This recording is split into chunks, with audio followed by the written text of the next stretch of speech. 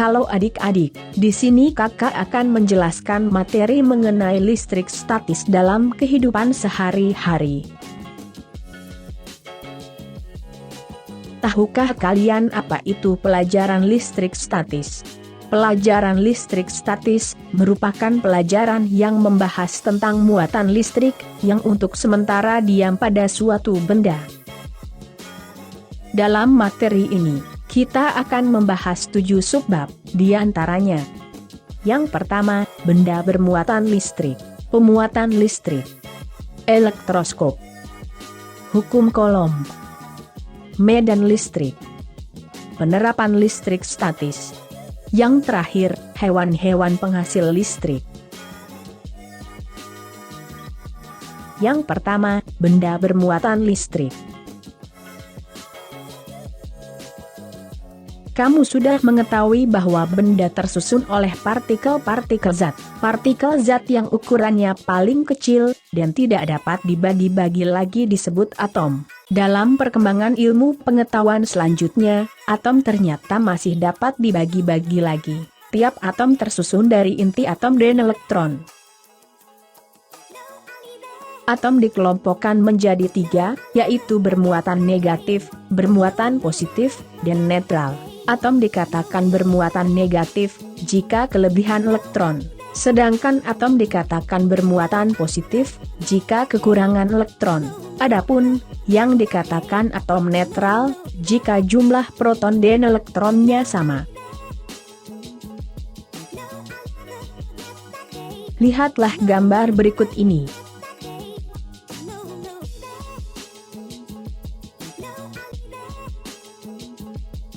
Gambar A menunjukkan benda memiliki masing-masing 4 muatan positif dan muatan negatif.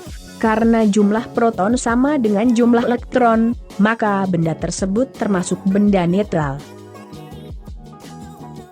Gambar B menunjukkan benda memiliki 8 muatan positif dan 5 muatan negatif. Karena jumlah proton lebih banyak daripada jumlah elektron atau benda kekurangan elektron, maka benda tersebut termasuk bermuatan positif. Gambar C menunjukkan benda memiliki 3 muatan positif dan 7 muatan negatif. Karena jumlah proton lebih sedikit daripada jumlah elektron atau benda kelebihan elektron, maka benda tersebut termasuk bermuatan negatif.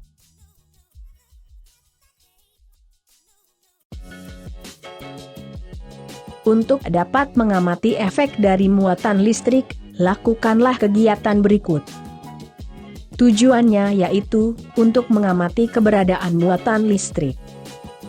Alat dan bahannya yaitu penggaris plastik, sisir plastik, serpihan kertas kecil dan kain wol. Langkah kerjanya yaitu sebagai berikut.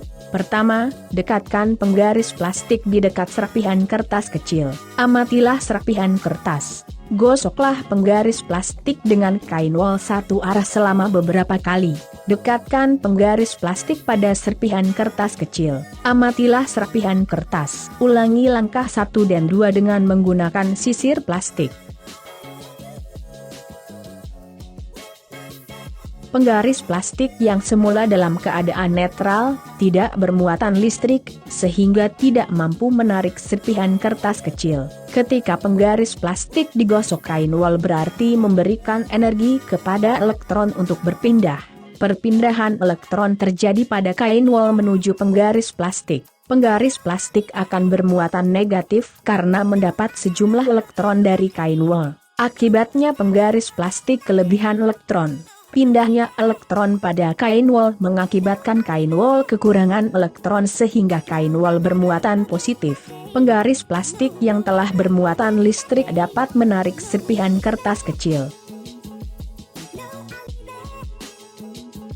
Penggaris plastik yang digosok dengan kain wol dapat menarik kertas-kertas kecil. Serpihan kertas kecil dapat ditarik penggaris plastik yang telah bermuatan listrik negatif, Karena kertas kecil yang netral itu terinduksi oleh muatan negatif dari mistar plastik, elektron pada ujung kertas yang dekat dengan mistar akan ditolak dan pindah ke bagian ujung lainnya. Adapun muatan positif kertas kecil akan ditarik dan berkumpul mendekati bagian ujung kertas yang dekat dengan penggaris. Akibat perbedaan jenis muatan tersebut, terjadilah tarik-menarik antara kertas dengan penggaris. Karena penggaris memiliki jumlah muatan yang lebih banyak, maka penggaris dapat menarik kertas kecil. Untuk memahami sifat-sifat dari muatan listrik ini, lakukanlah kegiatan berikut. Tujuannya yaitu untuk mengamati interaksi dua benda bermuatan listrik. Alat dan bahannya yaitu penggaris plastik, batang kaca, kain wol kering, ebonit dan statif. Langkah kerjanya yaitu sebagai berikut. Gosoklah batang kaca dengan kain wol, kemudian gantungkan pada statif. Sisirlah rambut keringmu dengan sisir plastik beberapa kali. Dekatkan sisir plastik pada salah satu ujung batang kaca. Amatilah ujung batang kaca. Gosoklah ebonit dengan kain wol, kemudian gantungkan pada statif. Dekatkan sisir plastik dengan ebonit. Amatilah ujung ebonit. Pada percobaan, diperoleh bahwa batang kaca yang didekati sisir plastik akan tarik-menarik. Hal ini terjadi akibat gosokan dengan kain wol. Batang kaca bermuatan positif dan sisir plastik akan bermuatan negatif.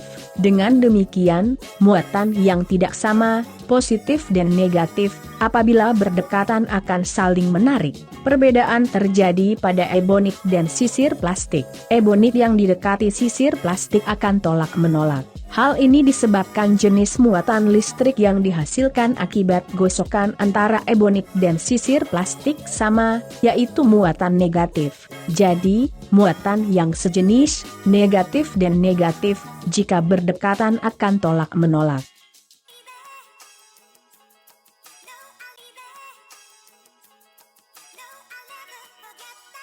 Percobaan seperti gambar 1 dan gambar 2 menunjukkan adanya gaya tarik-menarik dan gaya tolak-menolak antara muatan dari benda yang berbeda, yaitu kaca dengan sisir plastik, dan ebonit dengan sisir plastik. Gaya tarik-menarik atau gaya tolak-menolak antar muatan dapat terjadi pada benda yang sama, misalnya dua batang kaca. Jika kedua batang kaca digosok dengan kain sutra dan didekatkan, akan tolak-menolak, karena kedua benda bermuatan sejenis. Hal yang sama dapat terjadi pada dua penggaris plastik yang digosok dengan kain wol. Pemuatan listrik. Terdapat 3 cara untuk proses pemuatan listrik, yaitu menggosok, induksi, dan arus listrik. Cara ini dapat dilakukan dengan menggosokkan dua benda dalam satu arah. Cara ini disebut juga metode gesekan. Jenis muatan yang diperoleh dengan metode gesekan, diantaranya, 1. Benda berbahan plastik akan bermuatan negatif, jika digosokkan pada kain wol. 2. Benda berbahan kaca, akan bermuatan negatif jika digosokkan pada kain sutra. Metode ini dilakukan untuk memisahkan muatan listrik di dalam suatu penghantar dengan cara mendekatkan benda lain yang bermuatan listrik pada penghantar tersebut. Contohnya adalah pemisahan muatan listrik pada elektroskop yang didekati oleh mistar plastik yang telah digosokkan pada kain wol.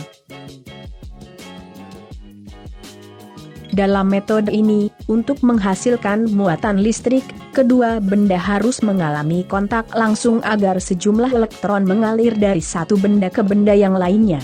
Bahan yang dapat mengalirkan sejumlah elektron secara bebas pada bahan lain disebut konduktor. Apakah kalian tahu bagaimana cara mengetahui sebuah benda bermuatan atau tidak? Untuk mengetahui apakah sebuah benda bermuatan atau tidak, dapat diamati menggunakan alat yang dinamakan elektroskop. Elektroskop yang paling umum digunakan adalah elektroskop lembaran emas. Prinsip kerja alat ini berdasarkan sifat muatan, yaitu akan saling menolak jika didekatkan dengan muatan yang sejenis. Elektroskop berbentuk tabung. Di dalam tabung, terdapat lembaran emas yang dapat diberi muatan dari bagian atas melalui sebuah kawat konduktor. Jika sebuah benda bermuatan ditempelkan pada kawat konduktor, maka lembaran emas dan batang akan bermuatan pula. Karena jenis muatannya sama, keduanya akan saling menolak dan lembaran emas akan menjauhi batang membentuk huruf V terbalik. Semakin besar muatan yang diberikan, lembaran tersebut semakin jauh membuka. Perhatikan gambar berikut. Gambar A menunjukkan sebuah elektroskop bermuatan listrik negatif. Ketika didekati suatu benda bermuatan listrik, lembaran atau daun pada elektroskop makin naik, berarti benda bermuatan yang didekatkan kepala elektroskop mempunyai muatan yang sejenis dengan muatan elektroskop, yaitu bermuatan negatif, yaitu pada gambar B. Sebaliknya pada gambar C, ketika kepala elektroskop didekati benda bermuatan listrik, lembaran atau daun elektroskop makin turun, lebih menguncup. Ini berarti benda bermuatan yang didekatkan pada kepala elektroskop mempunyai muatan yang tidak sejenis dengan muatan elektroskop. Muatan benda yang didekatkan kepala elektroskop tersebut bermuatan positif.